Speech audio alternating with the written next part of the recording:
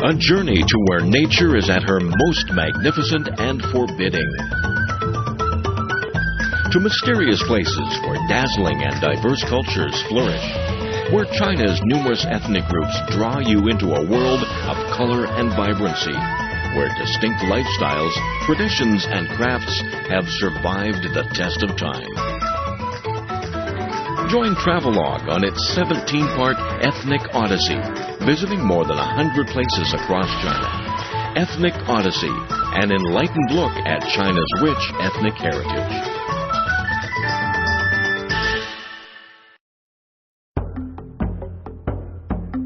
In this episode, we journey through the Alatai Mountains in search of grassland. We live among the Kazakh people, and we take our chances in a ghost town.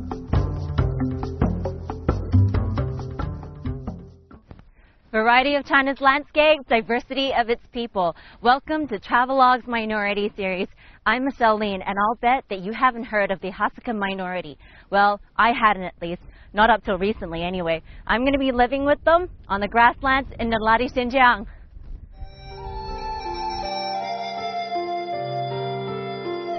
We begin our trip on the Nalari grasslands, north of the Tian Shan Mountains.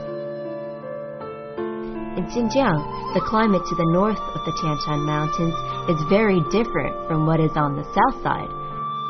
Up north, we're surrounded by grassland, while the south is made up mostly of the Gobi and is extremely dry.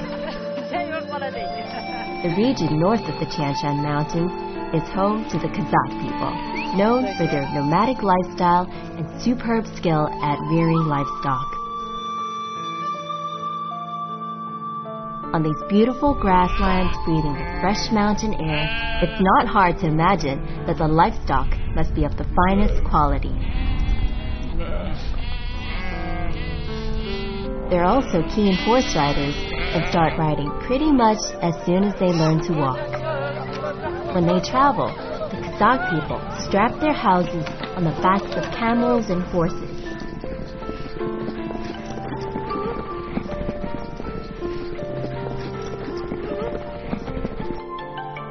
Their homes are made of a wooden frame that's easy to set up and take apart, and it fits their nomadic lifestyle.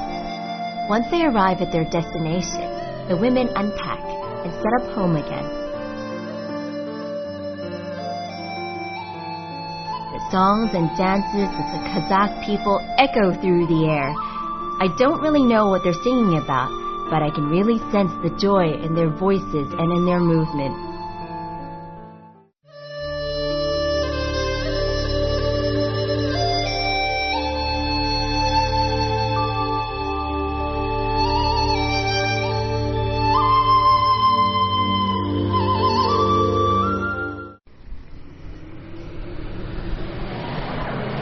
We drive down a long and winding road through magnificent grasslands and past traditional Kazakh dwellings.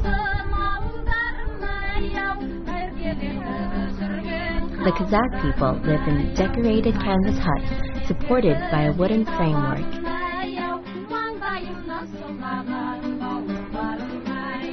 As I gaze at the sights of the Nalari grasslands, I find myself daydreaming about life as a Kazakh, moving from place to place. The peaceful surroundings seem to dispel all worries. I really recommend the drive. The air is fresh and brisk without any form of pollution. The sweet smells from the vegetation even get inside the car. This must be one of the most relaxing and scenic drives ever. The Hasaka people have tremendous respect for eagles. They see them as a symbol of bravery and freedom. This magnificent feathered friend here is definitely a hunter's best companion. Eagles in all their grace and magnificence are a symbol of the Kazakh people. The feathers decorate the hats of Kazakh women. These girls, wearing their decorated hats, are bidding their sister farewell. She's getting married soon, so she'll be leaving home. They begin by singing a sad song about how much they'll be missing her.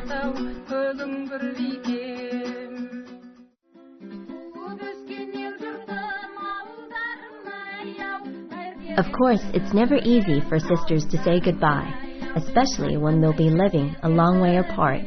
But they manage to reminisce about their happy childhood, and they express it in this song.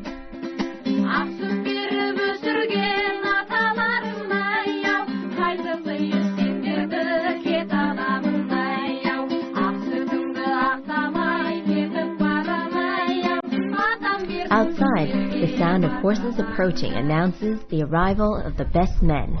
They've come with an invitation to the bride, also delivered in song.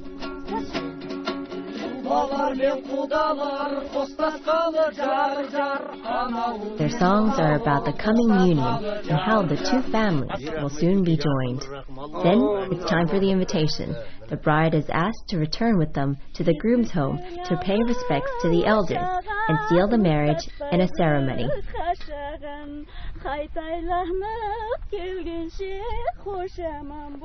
In the past, it was considered that the further a girl had to travel to marry, the more fortunate she was.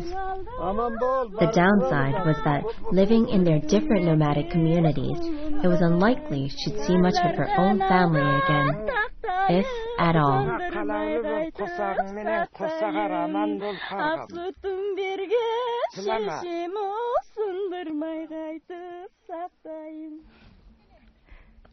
How beautiful was that wedding? It was especially touching when they started to cry. It was just so sweet.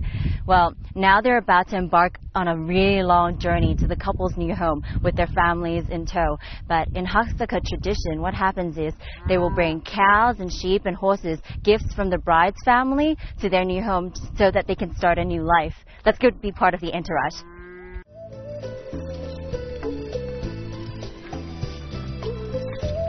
It's a long, hard journey.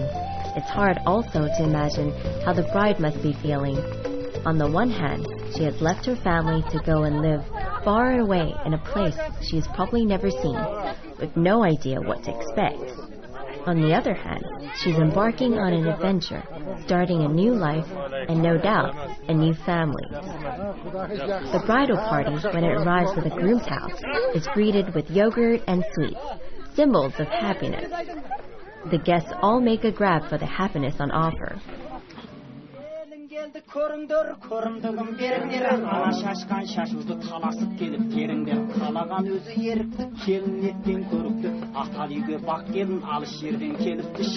The song is all about a beautiful girl who has come from far away to greet her parents-in-law and her new family.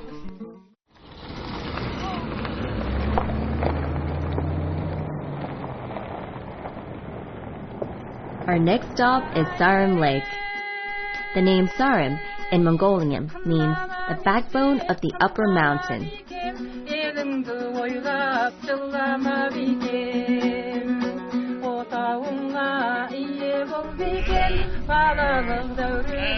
The Kazakhs who live here are clustered in small communities around the water, tending to their sheep and horses. In these parts, you'll always find friendly Kazakh nomads wherever there's plenty of water and grass.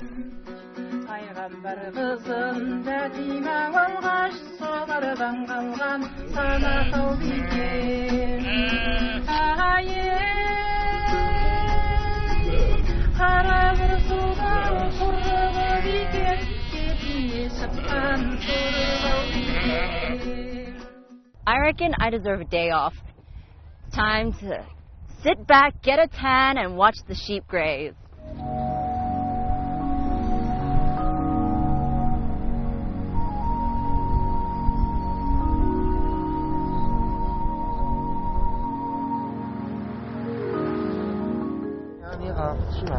Ni hao. Ooh, cute Hazuka's boy is asking me to ride with him. I will. I think I will. Whoa. Oh. A little bit harder to get up from here. Okay. Hey.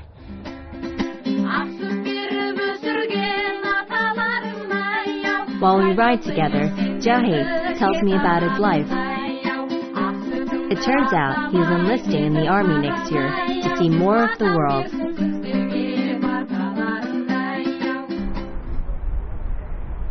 From Sarum Lake, we traveled to Karamai in search of a famous ghost town.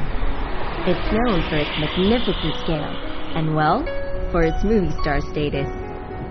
If you've ever seen Ang Lee's Crouching Tiger, Hidden Dragon or Chui Hark's The Seven Swords, you'll probably recognize the ghost town of the world.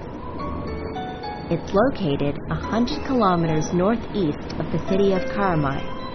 And apart from being a famous filming location, the ghost town of the world is a surreal place. 100 million years ago, it was a lake surrounded by trees and all sorts of living creatures. Nowadays, it's a desert covered with mysterious rock formations created during years of weathering. When it's windy here, which is pretty much all year round, and the wind passes through here, there's a sound like wailing ghosts and howling wolves, hence the name Ghost Town. The nickname might be a little creepy, but the truth is, there's nothing scary about this place. Instead, it's a fascinating area full of rock formations that resemble palaces, archways, and old towers, and you can really let your imagination run wild here.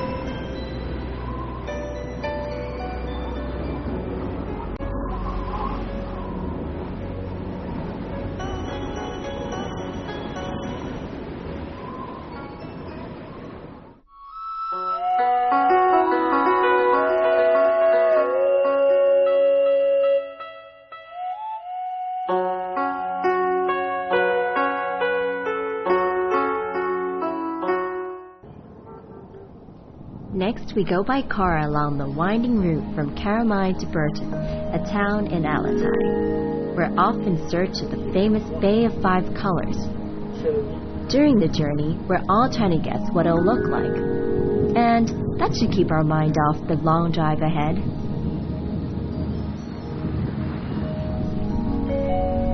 The Bay of Five Colors lie on the Irtix River. It's easy enough to pick out 3 colors, and if you strain your eyes a little, you should be able to see all 5. The layers of colored rock merge into one another, and it's a real sight to behold. When the sun sets, it casts a red glow on the bay and river, and I hear this is the best time to see it, as you will be able to see the bay at its best. From here, I have an excellent view of the color transformation before nightfall. It is a dazzling sight, and as I walk with the wind in my hair, it's hard to believe just how beautiful our world can be.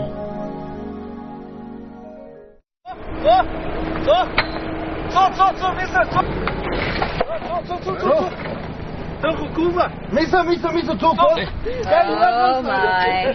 Okay, we're up in Altai Mountains and it's so hard to get across. Check it out. We had to make our own road. But, you know, I think it might just be worth it if we get to see how the Hasaka people move upwards to the grasslands. Time to travel up to Habaha in the Altai Mountains.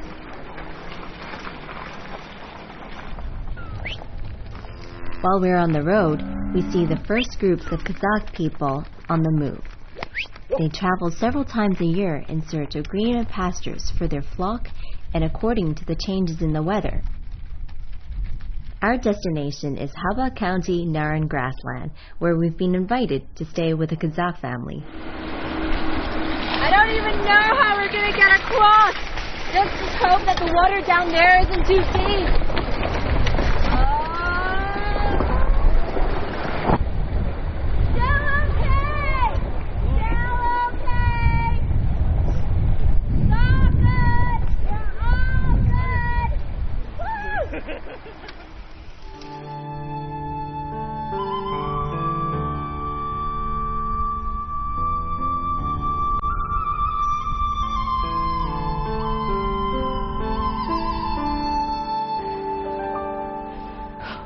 It's so cold. My drivers ditched us for the night, so we're going to be here following the Hasaka nomads from Alatai in Alatai. At least I know that once I get into one of those homes, it's going to be really warm. So really good for us. The great thing is we're going to be able to follow them. So how's that for a different traveling experience?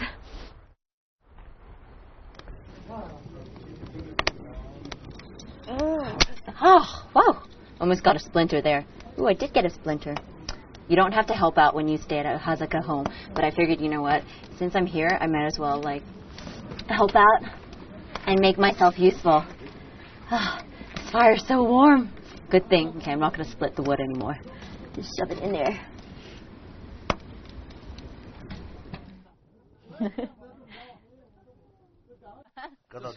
Please. Oh, just This is so much fun. We're going to eat here, and then after that, they're going to take away this dinner mat, and we're going to sleep here tonight. And it doesn't matter that there's no power, because even though we're going by one light bulb, they're going to remove the cover later on, and we're going to be able to see the stars. I'm so excited. Okay, more eating. So good.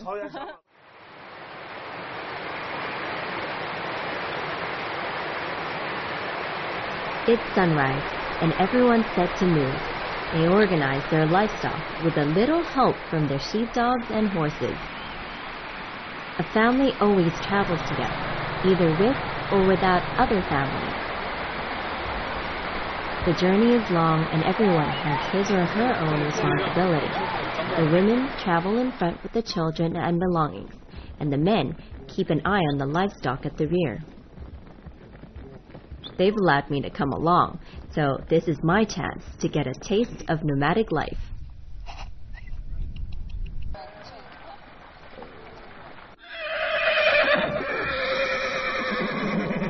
The family that I was staying with has just given me a traditional Hasaka outfit so that I look the part when I'm traveling with them.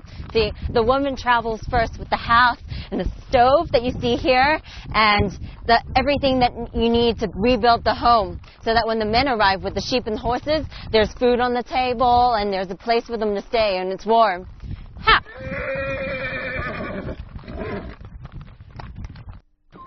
In parts, the trail is steep and dangerous. So dangerous, in fact, that our cameraman couldn't get a shot of us riding up. But having come in my car along bumpy roads, to be quite honest, I'd rather ride. At one point, a sheep fell down a cliff and broke its leg. The owner rescued it and put it in a basket, which he tied to a horse. Well, that's one way of getting a more comfortable journey. We crossed the mountain, and once we arrived, it's time to set up camp. The women ride in front so they can arrive first, prepare the home, and have dinner ready by the time the men get in. I couldn't help them out earlier because I was watching out for the kids, but now that we've arrived at our destination, we've got to set up home. Not it in. There you go. Jackson. Says it's good. Home, sweet home. Now that we've gotten here, set up the house, and made sure everything's pretty, it's time for us to get in there and relax. Finally, it's been such a long journey. Go in. Lie. We need something to drink.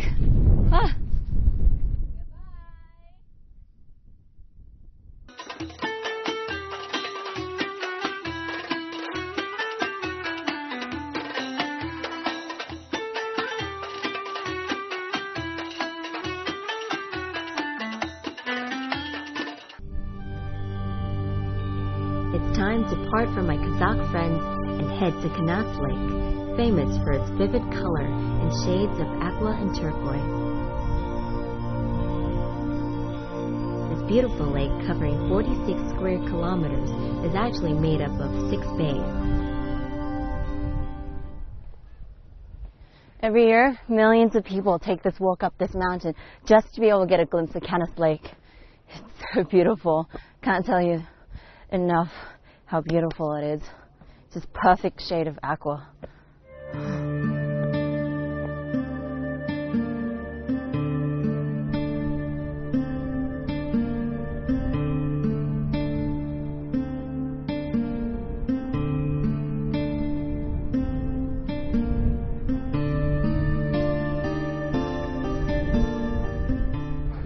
Wait for me, sorry. Hey. 你们好。对不起。你好。 The boat hits the sparkling water, and for a moment, the calm here is broken.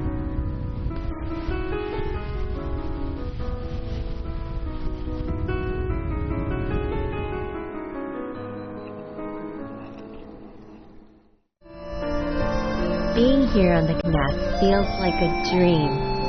On the north side are Kazakhstan and Russia, and to the east is Mongolia.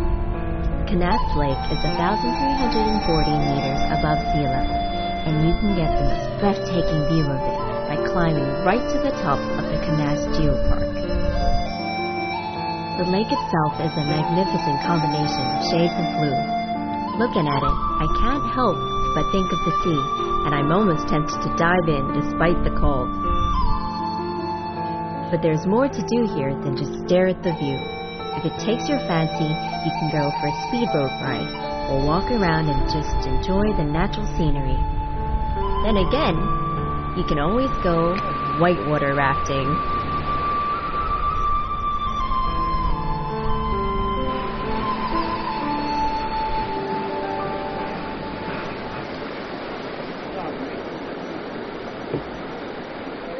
Time to take advantage of those rapids. You probably can't tell, but it's freezing cold, and the splashing water sends shivers down our spine. Of course, that didn't stop our playful Kazakh companions from splashing us with even more water from their oars. Whitewater rafting is crazy fun. The trick to getting it right, though, is to lean back and row. Only when the instructors tell you, though. And we are not rowing, just sit back, relax, and watch as the world goes by.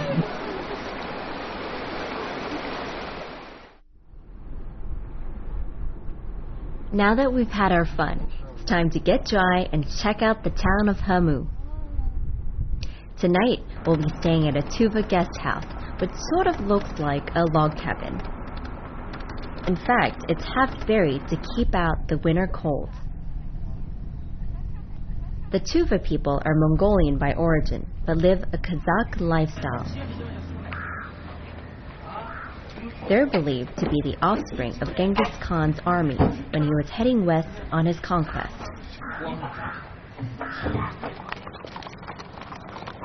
It's a small town. There aren't many people, but they're all pretty friendly. The main mode of transport is still the horse, and even though some people have cars, the roads are better suited for their equestrian friends. The Kazakh and Tuva people share the same customs and lifestyle, and as a result are able to live side by side quite peacefully. The kids here learn to ride early, or in this kid's case, they pretend to. You've got a runny nose. Look at that. You've got booger coming out. It's not often that I get to visit such a quaint town, and I'm having so much fun just walking around people watching. Come here.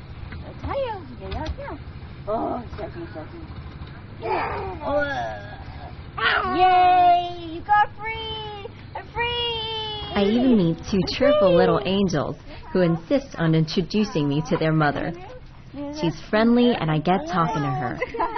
They're a Kazakh family who raise horses for a living. 3 generations of the family live here together.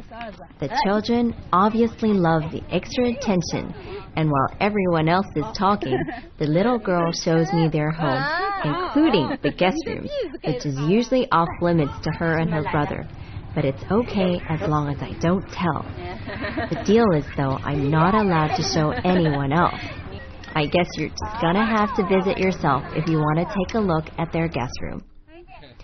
All in all, the town is delightful. The family is beautiful, and it's hard to say goodbye, but I must.